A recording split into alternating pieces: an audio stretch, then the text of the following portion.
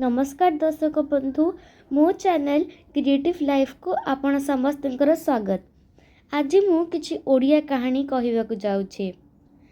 तो मोर प्रथम कहानीर ना होउछि ठकामीर फल। तो चलंतु आरंभ करिबा। जणे धनी व्यवसायी थिले। से जणे परोपकारी व्यक्ति थिले। गरीब लोक माननकु से सहाय्य करुथिले। किछि दिन परे तांकर व्यवसाय रे बहुत क्षति हेबारु से गरीब होई गले। लोक माननकु आउ सहाय्य करि परिले नाही। तेणु अन्य एक सहर को जाई सेठारे व्यवसाय करिबाकू ठीक कले। निजर समस्त जमीबाड़ी और जिनिस पत्र बिक्री करी से गाँ छाड़ी चली गले। गला बेले तांकर जने अंतरंग सांग को गोटे पुराना ओजनिया लुहा तराजू दे कहिले, भाई एइटा तुम पाखरे रहिला, मु केबे आसिले सेठी को नहीं जीवी। अन्य सहर रे व्यवसायी करी से पुणी धनी होई गले। किछि दिन परे निज गाँ को फेरी सांग को तांको लुहा तराजूटी को मागिले। मात्र सांगटीर तराजू उपरे भारी लोभ थिला। सेठी को न देबा पाई से कहिले, तुमे देई जाइथिबा लुहा तराजूटी को मूसा माने खाई देइछंती। व्यवसायी जनक किछि न कही सांगर पुअटी को साथीरे नहीं नई को गाधोइबा को गले। फेरिला बेले सांगर पुओ को गोटे स्थान रे लुचाई दे आसिले। घरे पहुँचबारु सांगटी पचारिला, मो पुओ काहीं? व्यवसायी जनक कहिले, ताको चिल झांपी नहीं आकाश को उड़ीगला। ए कथा सुनी सांग कहिले, यह कौन संभव? एते बड़ पिला को चिल बड़ी एते छोट पक्षी कौन उठाई नहीं आकाश रे उड़ी परिबो?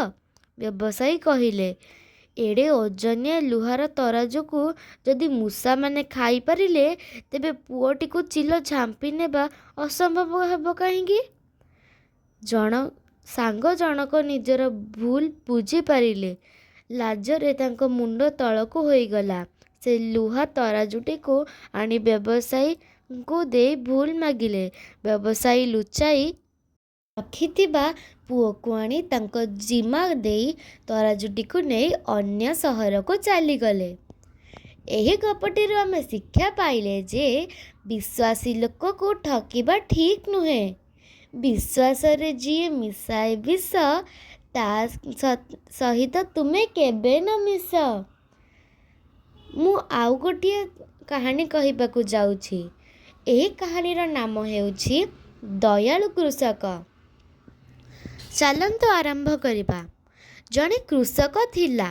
ता जमीटी गोड़ी और पथुरिया थिबारु सेतिरे भल फसल हेउ नथिला। तेणु से गोड़ी और पत्थर काढ़ी देबा पाई खोलिला।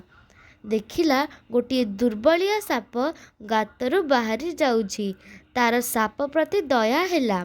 से गोटे गिनारे गिनाए क्षीर आनी साप आगरे थोई चली गला। तार परदिन आसी देखिला बेलू गिनारे क्षीर नाही। गोटे सुना मोहर सेतिरे रही जकचक करुछि।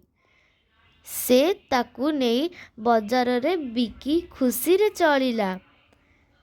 प्रतिदिन से क्षीर आनी साप को दिए।